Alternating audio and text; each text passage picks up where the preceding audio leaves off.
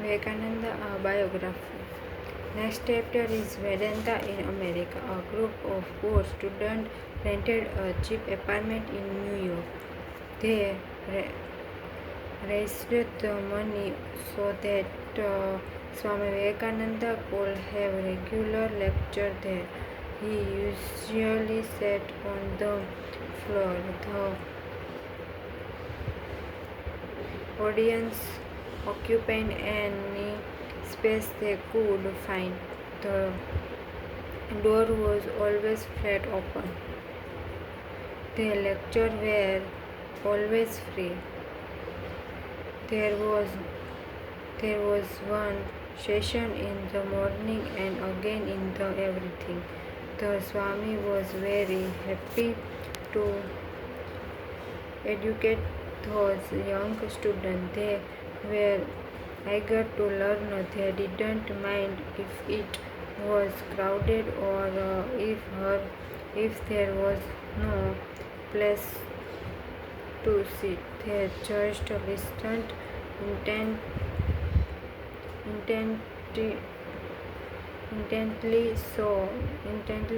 to Swami's world.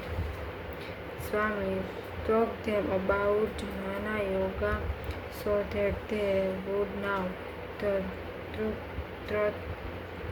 truths of Vedanta. He also taught them Raja Yoga so that they would master concentration, meditation, and self-control. The student also followed his vow of simplicity and chastity. There were more serious students with whom he meditated every day. He showed them how, from instant concentrations, a person could free himself for bodily consciousness. It was in America where Swami Vivekananda was able to publish his four classical, which were the Raja Yoga, Jnana Yoga, Bhakti Yoga, and Karma Yoga. They were well received by his followers. Among them were professors, doctors, businessmen, and church leaders. Next chapter is Return to India. Thousands of people were waiting for Swami Vivekananda at the port. They were filled with joy when they finally saw his robes. They were cheering out of him, all of them flung themselves to the ground to respect him. The Swami was welcomed back by the leaders of Cyclone, which processions was prepared for him. There was an Indian band. Flowers were thrown on his path. He was sprinkled with rose water and holy water from Ganga. He smell of incense filled the air. The people offered him fruity and other gifts. Swami approached this warm welcome. He accepted everything that the people did for him in his speech. He commended the spirituality of the Hindus. He was not a prince or a wealthy man. He was not an armed general either. Yet he was given much respect and honor. He is a sannyasi, a beggar, and a homeless monk. What the people did for him is a high indications of spirituality. For that he was very thankful. Swami went to Madras and then to Calcutta. Everywhere he went, people waited for him. They were eager to see him and hear his teachings. One flower asked him if he ever got tired in all his activities. Swami replied that a man never gets tired of spiritual activities. There were those who come to debate with him or to challenge his teachings. There were also those who come to test his knowledge. The Swami still received them, but he chose to focus on the young man who decided to be trained by him. He had always been passionate about educating the youth. There was one future young man who came to Swami. He complained that he could not find spiritual awakening. The young man said that he had tried everything. He followed all the advice of his teacher. He worshipped image. The best way he could. He shut all the doors in his room. He kept his eyes closed. He willed himself to sit still in meditation, but still the young man could not achieve the place of mind. What should I do? He asked the Swami. The voice of Swami was full of sympathy. My son, you should open all the doors and open your eyes as well. Look around you. He told the young man to see the many poor and helpless people in his community. He should give all his efforts in serving them. If they are hungry, give them food. If they are sick, give them medicines. If they are ignored, give them an education. Dedicate yourself to taking care of your poor neighbor. If you offer yourself fully in serving them, it is only then that you will have peace of mind. Next chapter is in northern India. The doctor advised the Swami to go to the north, where the climate was better. He was suffering from asthma. Swami obliged because the people of northern India were also requesting for him. In his letter to a friend, he expressed a mood of awareness. Part of Swami's letter read, I feel content. I have awakened the good in many people. That was all I hoped for karma should now take its course. I have no ties left her. I have seen life. I am content that I lived as selfless as I can. Swami had lectured in all the provinces of northern India. He has been to almost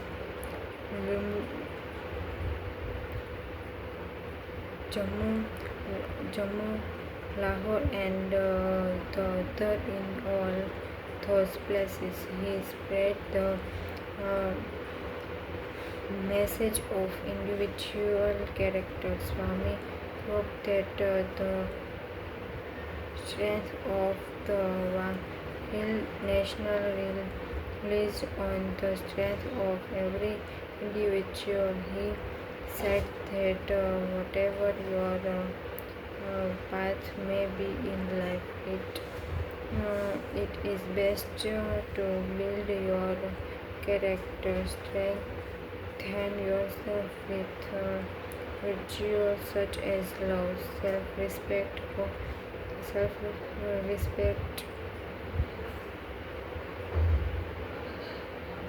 courage, and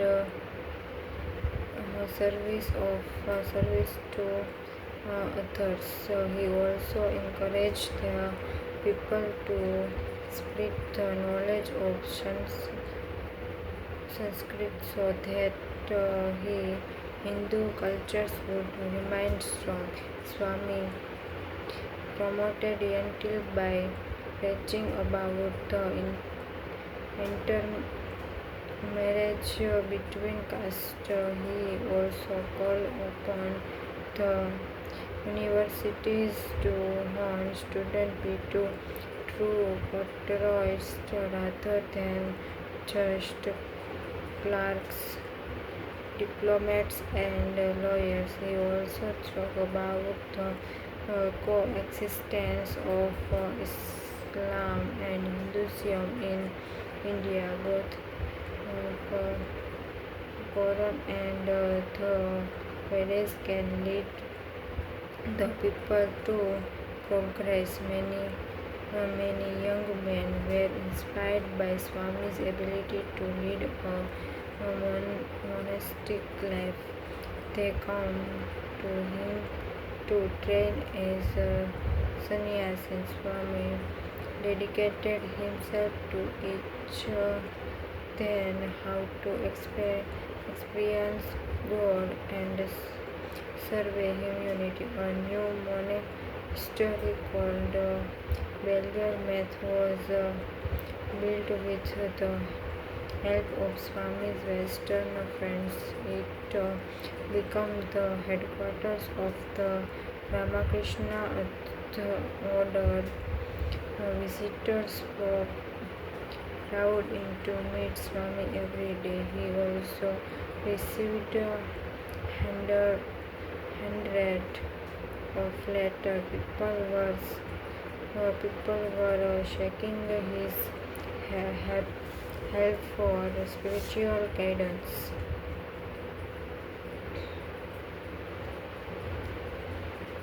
Next chapter is towards the end. Towards the end, Swami Vivekananda was standing at the Bellier Math. His asthma was getting worse. The doctor requested for him to retire. Swami spent his day mostly inside the monastery. Sometimes he worked around the grounded in his line clothes. Swami sometimes he went to the kitchen to oversee the preparations. Swami sometimes he cooked some meals himself. At other times he joined the younger monks in performing devotional music. Swami occupied himself in deep study. He also lectured about the sacred texts as well. His body was getting workers every day, but his mind was as fat as ever. When a young monk suggested for him to rest, he could not will himself to do so. Swami Vivekananda taught linking to the inside Encyclopedia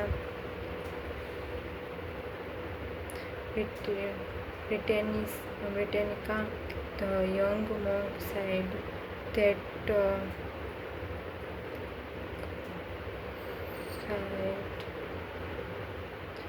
it was impossible to master all 25 volumes, but Swami was already in the 11th volume by then. He told the young monk to ask him any questions about the 10 volumes he had read. The young monk was surprised that Swami knew all the answers. He even quoted some texts from the books. There was ongoing construction work near the Balliol Met. Swami Vivekananda showed the poor illiterate workers it seemed society had turned its back on him.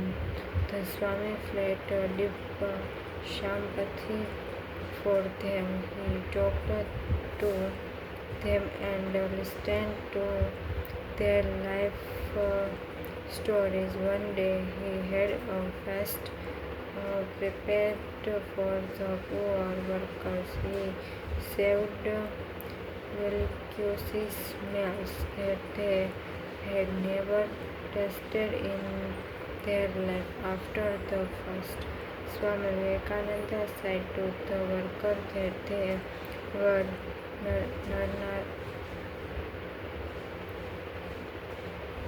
Narayanas.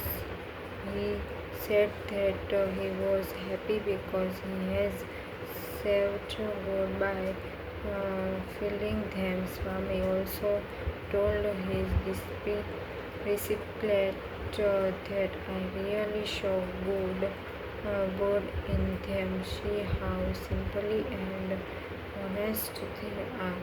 Swami had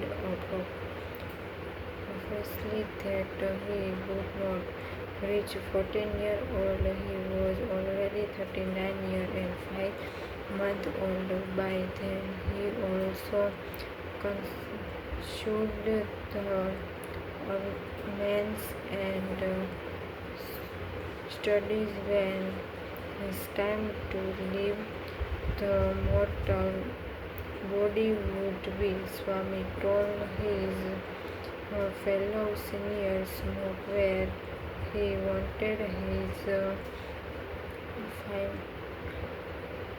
funeral player to be. It was in creation spot along the monastery grounds. It was a Friday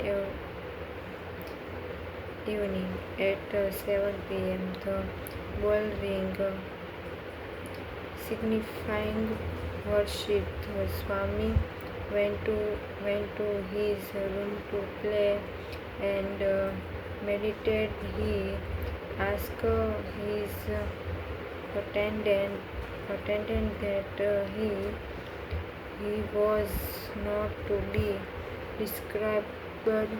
He stayed there for an hour. After that, Swami called out his attendant to help him. They opened all the windows to let the breeze in. Swami lay down on his bed. The attendants thought that he was just sleeping. he lit there still. There was a clear expression on his face. He had long, deep breath. His hands trembled a little.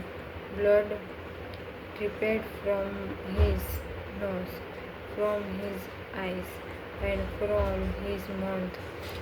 According to the yoga texts, the soul of an illuminated yogi goes through the opening in the head, which uses blending the great stance happened around 9 p.m. The doctor said that the cause of death was apoplexy or sudden heart failure, but the monk now that Swami Vivekananda has purposely scarred his body in something. They covered him in orange robes and surrounded him with flowers. The procession was done the next day. The monk carried his body through the courtyard towards the tree where Swami wanted to be cremated. They prayed as the funeral flame burst into flame. They remembered the words spoken by Swami. The time will come that I will cast off his body like a worn-out garment, but that will not stop me from work. I will continue to inspire people everywhere until they realize that they are one with God. May I be born time and time again. May I be born so that I could suffer thousands of mysteries in this way. God worship the only God that I believed in, the only God that exists, the only God which is the sum of all truths. Conclusion. Swami Vivekananda saw God in his followed human being. He believed that God reveals himself to his people. Swami realized that in order to serve God, he must serve his poor brothers and sisters. He used his voice and his strength to seek help for the poor Indian people. He saw poverty everywhere when he wandered all over the country, and he used his spiritual gift to serve the people. It is this clear goal that made him success. It is this determination that made him respected in Europe and America. You learn about Swami Vivekananda. You learn about his